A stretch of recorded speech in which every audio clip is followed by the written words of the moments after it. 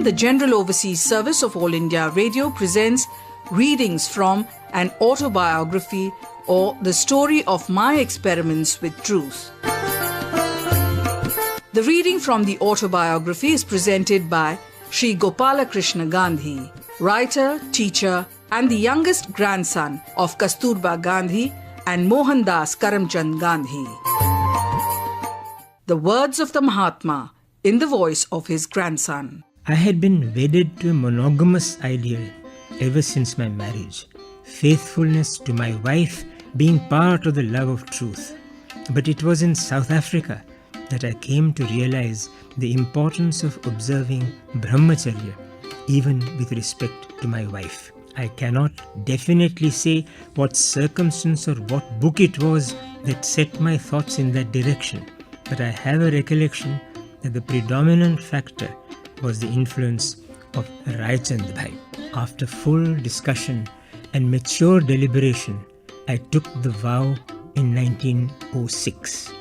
I had not shared my thoughts with my wife until then, but only consulted her at the time of taking the vow. She had no objection.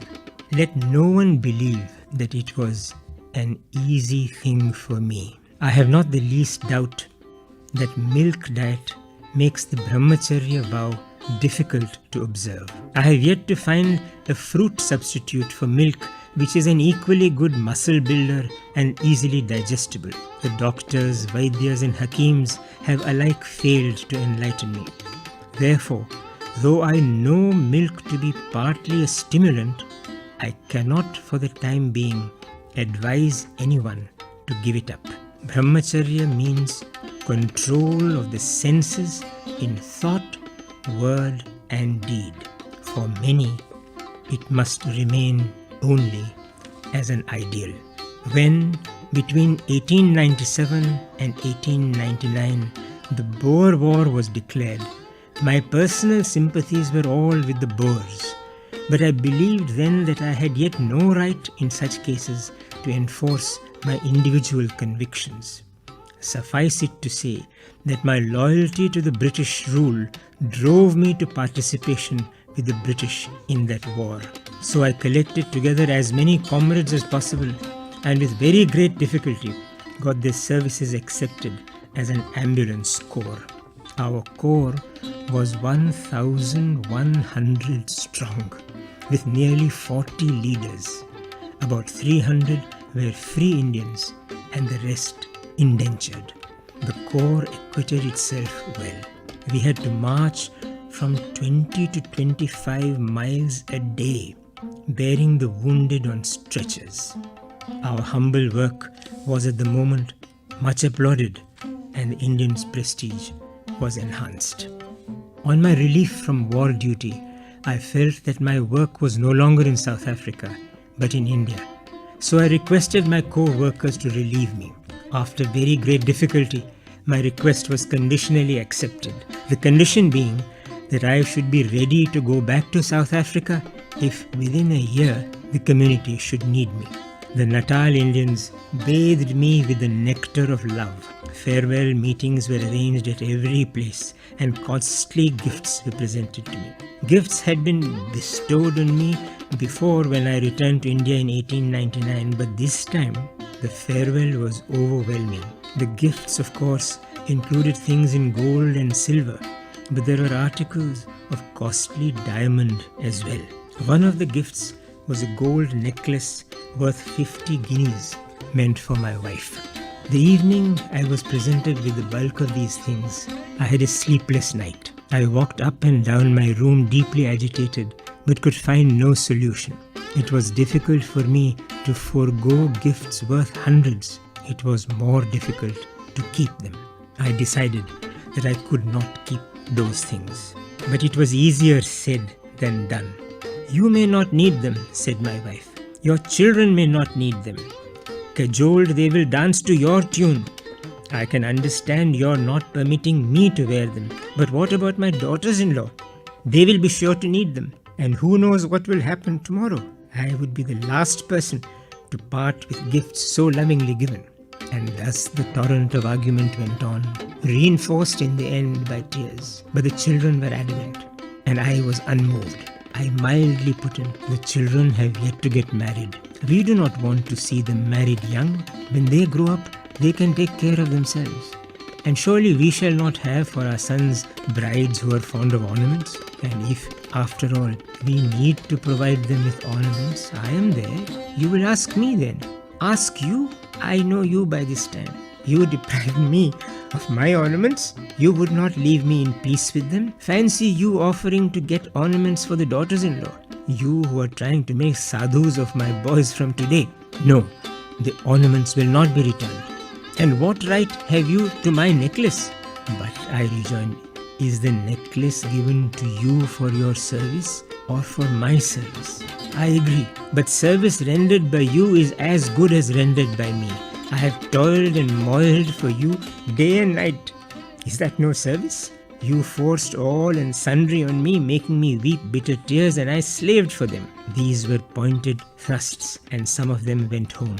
But I was determined to return the ornaments.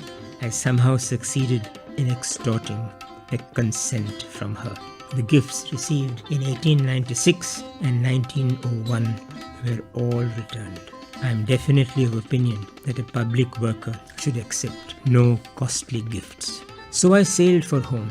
Mauritius was one of the ports of call, and as the boat made a long halt there, I went ashore and acquainted myself fairly well with local conditions. After reaching India, I spent some time in going about the country. It was the year 1901 when the Congress met at Calcutta under the presidentship of Mr. later Sir Dinshaw Wacha. And I, of course, attended it. It was my first experience of the Congress. The Congress would meet 3 days every year and then go to sleep. What training could one have out of a 3 days show once a year? And the delegates were of a piece with the volunteers. They had no better or longer training. They would do nothing themselves. Volunteer, do this. Volunteer, do that, were their constant orders. Even here, I was face to face with untouchability in a fair measure. The Tamilian kitchen was far away from the rest. To the Tamil delegates, even the sight of others whilst they were dining meant pollution. There was no limit to insanitation. Pools of water were everywhere. There were only a few latrines, and the recollection of their stink still oppresses me. I pointed it out to the volunteers. They said point blank, "This is not our work, it is the scavengers' work." I asked for a broom. The man stared at me in wonder. I procured one and cleaned the latrine. I saw that if the Congress session were to be prolonged, conditions would be quite favorable for the outbreak of an epidemic. During these days, I walked up and down the streets of Calcutta. I went to most places on foot. Kali Charan Banerjee had spoken to me about the Kali temple, which I was eager to see, especially as I had read about it in books. So I went there one day. On the way, I saw a stream of sheep going to be sacrificed to Kali. Rows of beggars lined the lane leading to the temple. There were religious mendicants too, and even in those days, I was sternly opposed to giving alms to sturdy beggars. That very evening, I had an invitation to dinner at a party of Bengali friends. There I spoke to a friend about this cruel form of worship. He said, "The sheep don't feel anything. The noise and the drum beating there deaden all sensation of pain." I could not swallow this. I told him that if the sheep had speech, they would tell a different tale.